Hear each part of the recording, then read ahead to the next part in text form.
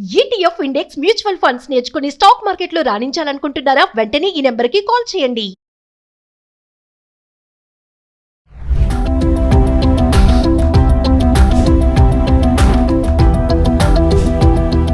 నమస్తే, welcome back to Suman TV. ప్రస్తుతం మనతో పాటున్నారు consumers affairs committee chairman Mandari Krishna Reddy గారు. నమస్తే సార్. నమస్తే అమ్మా.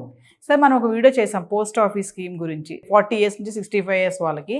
ఈరోజు ఏంటంటే సీనియర్ సిటిజన్ సేవింగ్ స్కీమ్, 65 సంవత్సరాలు పైబడిన వాళ్ళకి అసలు ఏంటి ఆ స్కీమ్ గురించి, ఎంత ఇంట్రెస్ట్ ఇస్తారు, ఎంత కట్టాలి, అంటే ఒక్కసారి కట్టేస్తే చాలు మీకు మంచి రిటర్న్స్ వస్తాయని చెప్పేసి చెప్తున్నారు. ఒకసారి ఆ వివరాలు.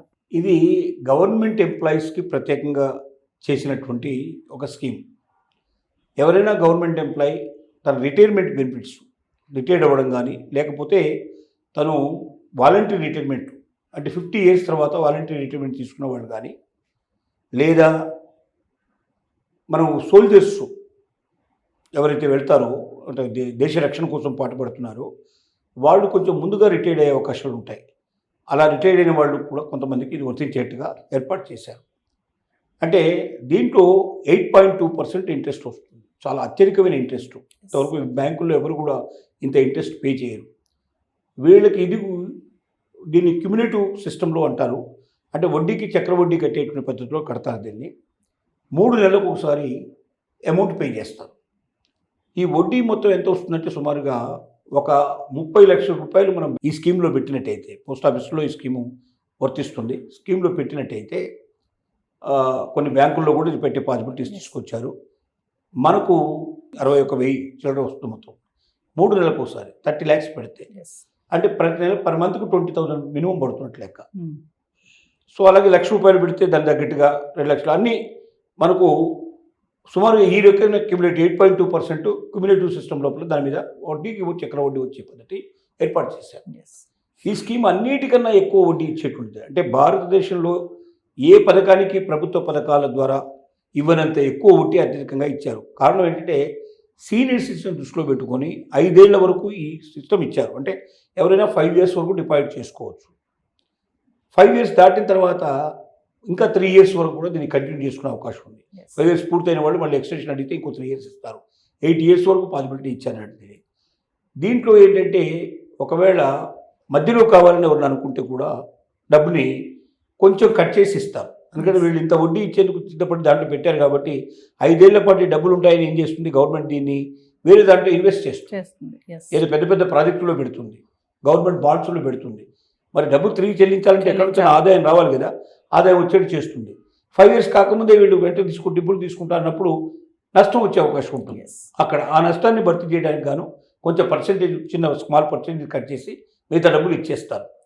దీంట్లో 20 లక్షలకు మించి దాదాపుగా ఒకరు చేయడానికి అవకాశం ఉంటుంది. ఇద్దరు కలిసి మొత్తం 30 లక్షలు చేసుకోవచ్చు.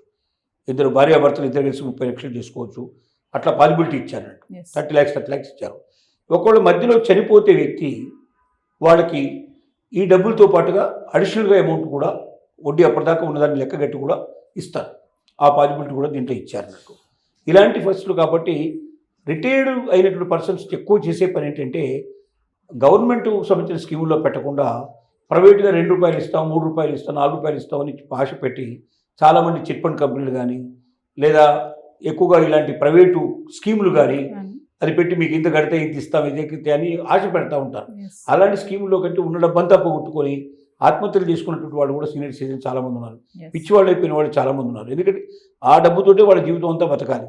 వాళ్ళ జీవితం చివరి దాకా బతకడానికి ఏర్పాటు చేసుకున్న డబ్బులు మధ్యలోనే పోతే వాళ్ళు బతకడమే చాలా కష్టమైపోయి అడుగుతున్నటువంటి స్థితికి రావడం, అది అంతకన్నా ఆత్మహత్య బెటర్ దాన్ని ఆశ్రయించినట్టు జరుగుతున్నాయి. కాబట్టి ప్రతి రిటైర్మెంట్ ఎంప్లాయీ ఇంతకన్నా గొప్ప స్కీమ్ ఉండదు. ₹20,000 పర్ మంత్ వస్తుంది. 30 లక్షలు పెట్టుకుంటే 20,000 రూపాయలు పర్ మంత్ వస్తుంది. 3 నెలలకు ఒకసారి 60,000 చిల్లర వస్తుంది. ఇంత గొప్ప స్కీమ్ వేరే దాంట్లో ఉండదు. కాబట్టి ప్రతి రిటైర్మెంట్ పర్సన్ కూడా తన డబ్బుకు భద్రత ఉంది. ఇది ఎందుకంటే ప్రభుత్వానికి సంబంధించింది కాబట్టి పోస్ట్ ఆఫీస్లో పెడతారు, కొన్ని బ్యాంకుల్లో పెడతారు కాబట్టి ₹1 దీంట్లో ఎక్కడికి పోదు. ఏ ప్రభుత్వం మారినా మనకి ఇబ్బంది లేదు, తప్పనిసరిగా డబ్బు వస్తుంది. 100% గ్యారంటీగా ఉండేటువంటి అవకాశం ఉంది. దీంట్లో వచ్చేటువంటి వడ్డీ కూడా మనకు పర్ఫెక్ట్గా వచ్చే అవకాశం ఉంది. కాబట్టి దీనికి ఇంకా గవర్నమెంట్ నుంచి కూడా ఇంకే రకమైనటువంటి ఇబ్బందులు ఉండవు మనం. ఎందుకంటే మళ్ళీ ఇన్కమ్ ట్యాక్స్ కట్టాల్సిన అవసరం కూడా ఉండదు. దాంట్లో రాయితీ కూడా ఇస్తారు. దీంట్లో ఓన్లీ రిటైర్డ్ పర్సన్స్కు మాత్రమే అవకాశం ఉంది. విఆర్ఎస్ తీసుకున్న వాళ్ళకు కూడా ఈ అవకాశం ఉంది. 50 ఏళ్ళ తర్వాత తీసుకున్న వాళ్ళకి, తర్వాత ఆర్మీలో పనిచేసే వాళ్ళు, సోల్జర్స్లో ఉండేవాళ్ళు, దేశ రక్షణలో ఉండేటువంటి వాళ్ళకు కూడా రిటైర్ అయిన పర్సన్కి, వాళ్ళకి వాలంటీర్ రిటైర్మెంట్ కానీ రిటైర్ అయిన పర్సన్స్ కానీ పాసిబిలిటీస్ ఉన్నాయి.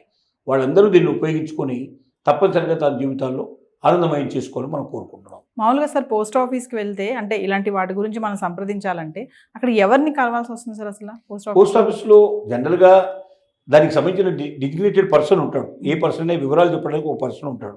లేదంటే పోస్ట్ మాస్టర్నే మెయిన్ పర్సనే కలిసినట్టయితే ఓకే, అతనికి తప్పనిసరిగా వివరాలు తెలిసే అవకాశం ఉంది. కింది వాళ్ళకి అవకాశాలు లేవు, తక్కువ. పోస్ట్ మాస్టర్కి ఇవన్నీ తెలుస్తాయి సార్? పోస్ట్ మాస్టర్కి సహజంగా తెలుస్తాయి. కాకపోతే పల్లెటూరులో ఉండే పోస్ట్ మాస్టర్స్ అంత అప్డేట్ చేసుకోవడానికి కొంచెం ఆ నాలెడ్జ్ సరిపోతుందో చెప్పడం కష్టం. ఒక అలాంటి పరిస్థితి ఏర్పడితే కొంచెం మండల హెడ్ క్వార్టర్లో ఉండే పోస్ట్ ఆఫీసు అట్లా కాంటాక్ట్ చేసినా కూడా తప్పనిసరిగా వాళ్ళకి వివరాలు తెలిసే అవకాశాలు ఉంటాయి.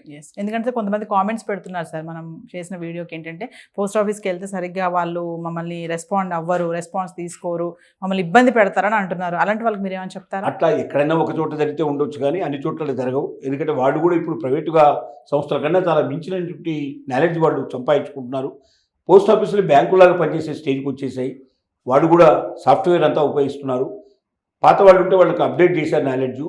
ఎక్కడైనా 1-2 పోస్ట్ ఆఫీసులు జరిగే అవకాశం ఉంది కానీ 99% జరగవు. ఒకవేళ చిన్న పోస్ట్ ఆఫీసులో వాళ్ళకి ఇన్ఫర్మేషన్ దొరకకపోతే కొంచెం పెద్ద పోస్ట్ ఆఫీస్ అంతగా ఉండేదానికి కాంటాక్ట్ చేస్తే తప్పనిసరిగా వాళ్ళకి వివరాలని తెలిసే అవకాశాలు ఉంటాయి. Thank you sir.